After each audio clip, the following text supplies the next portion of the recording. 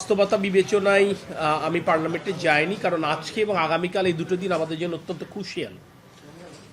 ঈদের ছুটি, ঈদের পরবর্তী ম্যানেজমেন্ট, শুধু জ্বালানি না, বিদ্যুৎ, সব কিছু নিয়ে। সো ইন্টেন্স আমাদের কন্টিনিউয়াসলি মিটিং আছে।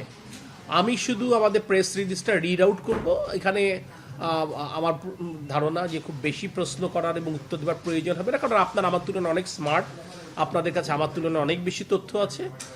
অপ্রয়োজনে কথা বলে খামাখা রোজার মাসে কষ্ট করবার প্রয়োজন আছে বলে আমি মনে করি না, এই আর কি। ধন্যবাদ। শোনেন, আমি এটা হচ্ছে প্রশ্ন করার জন্য প্রশ্ন করে লাভ নেই, ঠিক আছে না? আপনারা নিজেরাও বোঝেন, আমরা যত প্রশ্ন আলোচিত হওয়ার জন্য করা। শুরু করব? না না, শোনেন, আপনারা এর বাইরে প্রশ্ন করে যে খুব বেশি কিছু উঠে আসে ব্যাপারটা তা না। আমার তুলনায় অভিজ্ঞ মানুষ, খামাখা আমাদের মতো নতুন মানুষকে এত প্রশ্ন করে আমরা তো বলতেও পারি না, তাই না?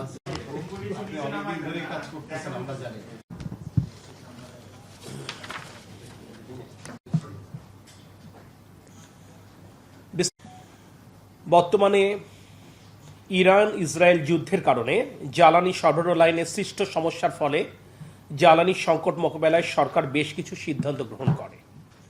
ইতোমধ্যে কয়েকটি আমদানিকৃত তেলের জাহাজ চট্টগ্রাম বন্দরে পৌঁছেছে।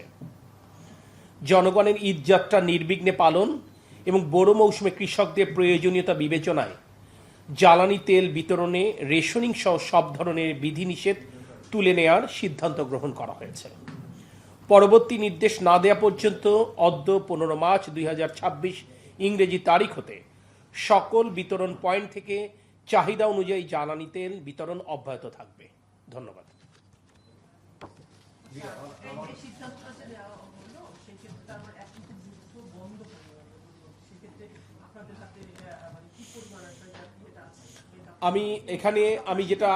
আমি যেটা রিড আউট করেছি, এখানে আমরা সুস্পষ্ট করে বলেছি ইতোমধ্যে কয়েকটি আমদানিকৃত তেলের জাহাজ চট্টগ্রাম বন্দরে পৌঁছেছে।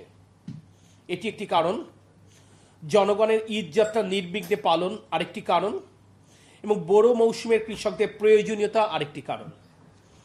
এই তিনটে বিষয়কে বিবেচনা করেই সরকারি সিদ্ধান্ত গ্রহণ করেছে। আমি একটু জানতে চাচ্ছি যে ইন্ডিয়া থেকে আপনারা মনে হয় ইনক্রিজড ডিজেল আনছেন, মনে হয় এইটা একটু বলবেন যে আমরা তাদের কাছে অ্যাপ্রোচ করেছি, আমরা তাদেরকে অনুরোধ করেছি, তারা বিষয়টা ইতিবাচকভাবে দেখবেন বলে বলেছেন। এখনো পর্যন্ত আমরা তাদের এন্ড থেকে কোনো সিদ্ধান্ত পাইনি।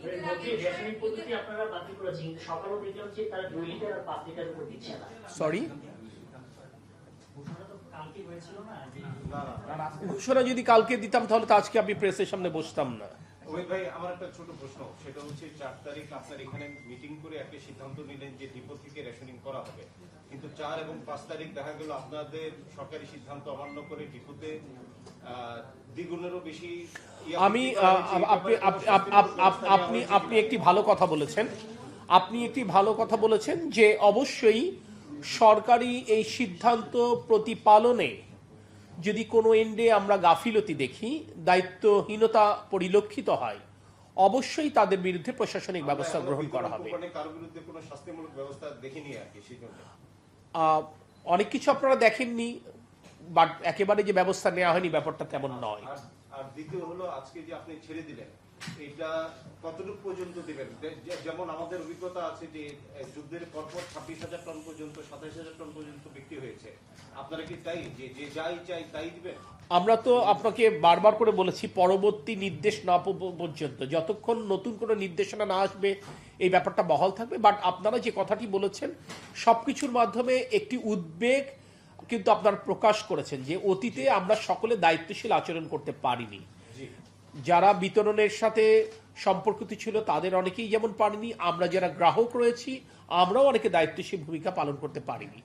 আমি আজকে আপনাদের মাধ্যমে আমার গণমাধ্যমের বন্ধুদের কাছে, দেশবাসীর কাছে এই অ্যাপিলটি করতে চাই, আমরা সকলে যদি দায়িত্বশীল হই, আমরা যদি সকলে দেশপ্রেমে উজ্জীবিত হয়ে আমাদের স্ব অবস্থান থেকে দায়িত্ব পালন করতে পারি, আমাদের আশেপাশে কেউ যেন কোনো অসাধু ব্যক্তি অসাধু উপায়ে এই তেল মজুত করে বাড়তি ফায়দা লুটবার কোনো অপচেষ্টা না করতে পারে, এই ব্যাপারে যদি আমরা সকলে সতর্ক দৃষ্টি রাখতে পারি, আমি মনে করি এই বিষয়টি সরকার যে সিদ্ধান্ত গ্রহণ করেছে এই সিদ্ধান্ত বহাল থাকবে ইনশাআল্লাহ। অমিত ভাই, আরেকটা পাম্পগুলো তো বলা হচ্ছে যে আপনারা বিদেশি থেকে তেল দিতে পারছে না, পাম্প বন্ধ থাকছে বা ভোগান্তি হচ্ছে, এটা আপনারা নিশ্চিত করবেন?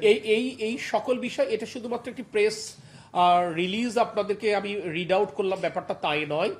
এই যে সরকার যে সিদ্ধান্ত গ্রহণ করলো, এই সিদ্ধান্তের সুবিধা যেন একেবারে প্রান্তিক জনগোষ্ঠী পান, অর্থাৎ ভোক্তা পর্যায়ে যেন পৌঁছায়, তার জন্য আমাদের ব্যবস্থাপনাগত যদি কোনো ত্রুটি থেকে থাকে সে ব্যাপারে আমরা দীর্ঘ আলোচনা করেছি। গতকাল সাপ্তাহিক ছুটির দিনও আমরা দীর্ঘ সময় এই ব্যাপারগুলো আলোচনা করেছি। আমাদের তরফ থেকে যে সমস্ত ব্যবস্থা নেবার প্রয়োজন সেই ব্যবস্থাপনাগুলো আমরা গতকাল সন্ধ্যা থেকে শুরু করেছি। আজকেও সারাদিনে আমাদের সিরিজ মিটিং রয়েছে। এই মিটিংয়ের মাধ্যমে আমরা আমাদের মন্ত্রণালয়, আমাদের অধিদপ্তরের প্রস্তুতি যেমন আমরা শেষ করব, একইভাবে সকল জেলা প্রশাসনেরও আমরা সাহায্য চাইব। অমিত ভাই, আমি মানুষের জন্য উদ্বিগ্ন হওয়ার কিছু নাই, কারণ আপনারা এই সিদ্ধান্ত নিলেন, তিনটা কারণ বললেন, সেই হিসাবে আপনাদের সেই মেসেজটা কি হবে? এটা আচ্ছা বলুক, আমরা শুনি, একবারে শুনি, বলেন, অসুবিধা নেই, বলেন আপনি বলেন, আপা শুনি, একবারেই বলবো, অসুবিধা নেই। সেটা হচ্ছে ফার্মগুলোতে কি পর্যাপ্ত দেওয়ার নির্দেশ দেওয়া হয়েছে কিনা একটা প্রশ্ন। আর আমার হচ্ছে বাইরে আরেকটা প্রশ্ন। আমি একটা জিনিস বুঝলাম না, মানে আমার কথায় কি কোনো অস্পষ্টতা আছে? আমার কথায় তো কোনো অস্পষ্টতা থাকবার কথা নেই। একই প্রশ্ন আপনার বারংবার কেন করছেন? যে কথাটা সুস্পষ্টভাবে আমরা বলেছি সে ব্যাপারেও যদি আপনি প্রশ্ন করেন, এটা তো অস্বাভাবিক। আমি আসলে যে বিষয়ে আমরা কথা বলছি আমরা সেখানে ফোকাস করি, সেটা বেটার।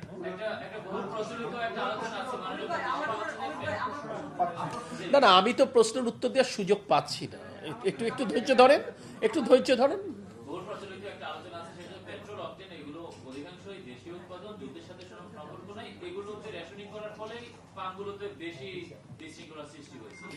শোনেন, আসলে বাস্তবতা সকলে আমরা যা বলছি সেটা কতটুকু বাস্তবসম্মত সেটুকু আপনারা বুঝবেন। হ্যাঁ, এটা তো আমরা সহজ কথায় বলতেই পারি যে পেট্রোল আমরা আমদানি করি না, আমরা রিফাইন্ড পেট্রোল আমরা আমদানি করি না। পেট্রোলটা তৈরি হয় কিভাবে? কনডেন্সেট থেকে তৈরি হয়। আমরা কি পেট্রোল বাংলাদেশে যেটা উৎপাদিত হয় সেটা কি সেই পরিমাণ কনডেন্সেট কি আমরা আমাদের গ্যাস কূপগুলো থেকে পাই? আমরা তো তা পাই না। আমরা কিন্তু কনডেন্সেটও কিন্তু আমরা আমদানি করি, সরকার করুক বেসরকারি খাত করুক, তো সেটাও তো আমদানি করতে হয়। সেই বিষয়গুলো তো বিবেচনা রাখতে হবে, এগুলো তো বলা যায়, বাস্তবতা সেটি নয়। আমাদের অনেকেই আইন কানুন জানে না যে সমন্বয়ের ব্যাপারটা, ফলে সবার মধ্যে একটা আশঙ্কা তৈরি হয়েছে তাদের সাথে দাম বাড়বে, মজুদের বিষয়টা আসতেছে। না, প্রথম কথা হচ্ছে জ্বালানি তেলের দাম বাড়বে কি বাড়বে না এই ব্যাপারটাতে উদ্বেগ, উৎকণ্ঠা, আশঙ্কা এটা তো অস্বাভাবিক না। আমরা তো বিভিন্ন পত্রপত্রিকায়, সোশ্যাল মিডিয়াতে আমরা দেখছি পৃথিবীতে প্রায় 85 দেশে জ্বালানি তেল বৃদ্ধি পেয়েছে। আমি দেখলাম ইউএসএতেও পার গ্যালনে প্রায় 50 থেকে 60 সেন্ট পর্যন্ত বৃদ্ধি পেয়েছে। অস্ট্রেলিয়াতেও প্রায় 70 থেকে 75 সেন্ট পর্যন্ত পার গ্যালনে বৃদ্ধি পেয়েছে। সেখানে একটি নতুন সরকার, এখনো পর্যন্ত বাংলাদেশের মতো একটি দেশে আমরা জ্বালানি তেলের মূল্য বৃদ্ধি করিনি।